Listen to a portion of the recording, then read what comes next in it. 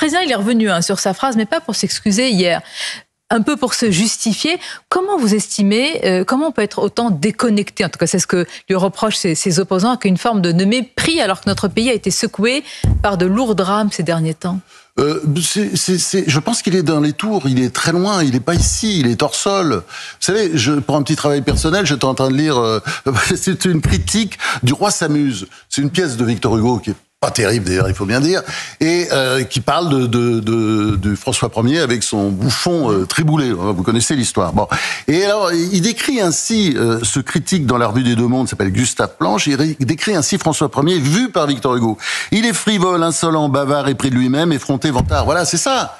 C'est ça, c'est le retour de l'histoire. Voilà, on a un personnage qui ressemble en grande partie au Roi s'amuse. Et il ne se refait pas. Ça fait quand même 8 ans qu'il est président de la République.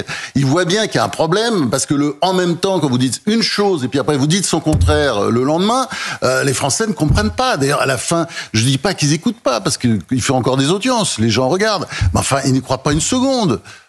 Mais c'est-à-dire qu'une phrase perçue comme méprisante par, probablement, on ne peut pas parler en leur nom, mais je pense au père de Benoît qui a été poignardé à Dax, ou alors à la mère d'Elias, peut passer aujourd'hui dans la bouche d'un président de la République sans qu'il s'excuse ou en tout cas apporte une explication?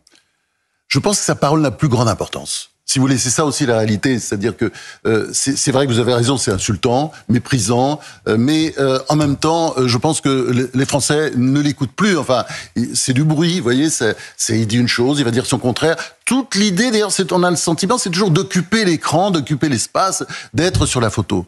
Voilà, c'est ça la réalité. C'est ça qu'on voit aujourd'hui. C'est quelqu'un qui veut toujours être sur la photo, avec Trump, avec ceci, avec Poutine, tout ce qu'on veut. Mais tout ça n'a pas de sens.